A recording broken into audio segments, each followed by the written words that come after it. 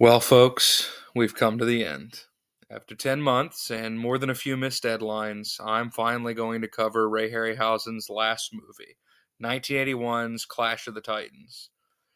By this point, Ray's career has had many ups and downs. If I'm being honest, mostly downs in the late 60s and early 70s. These kinds of movies still had an appeal, to be sure, but they seemed just a little stale. Then, the bell tolled for Ray Harryhausen in 1977. When Star Wars came out, it was pretty much all over.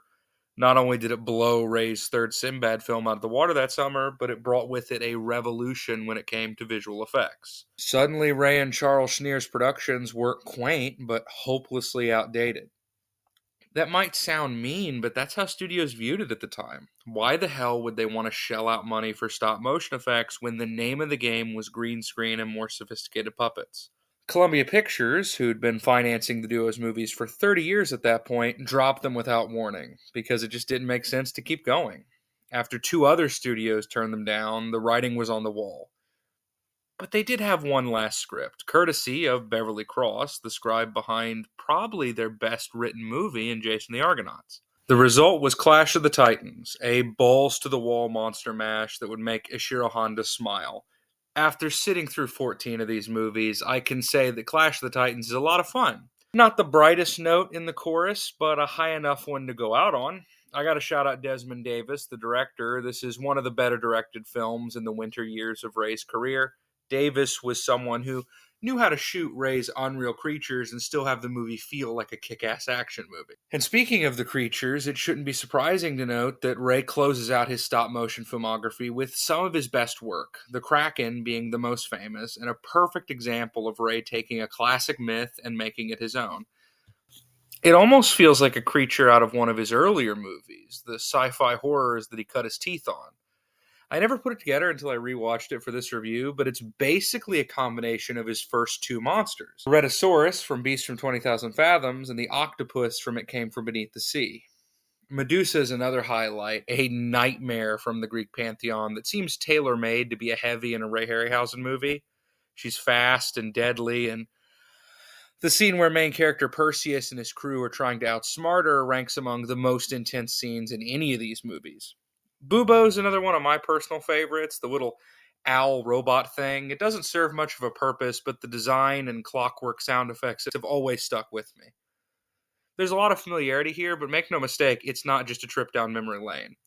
Right up until the end, Ray was experimenting. The most ambitious thing in this movie has to be the monstrously cursed character of Calibus, who is represented both by stop motion and by actor Neil McCarthy in makeup. The resulting effect is strange, to say the least. I'm not sure it totally worked for me, but I appreciated that it was at least something new, something that hadn't been done a dozen times in the other movies.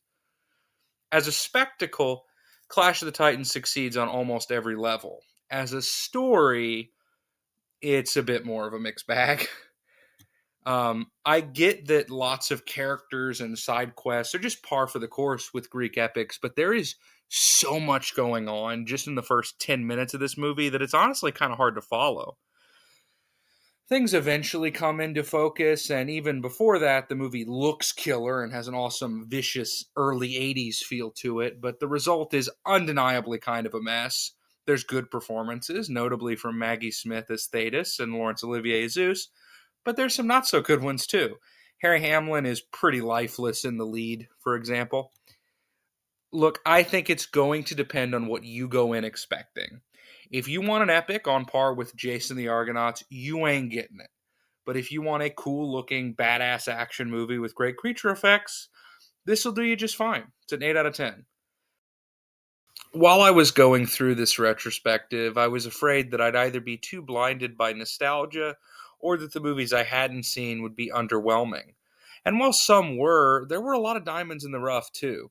There's a reason Ray Harryhausen's work is so iconic.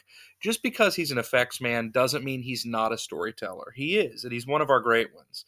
I'm glad I was able to, in some small way, shine a light on his work, the work that ignited my imagination as a youngster. And with this project out of the way, I'm excited to show you guys what my channel has in store. T Quinton 1, signing out.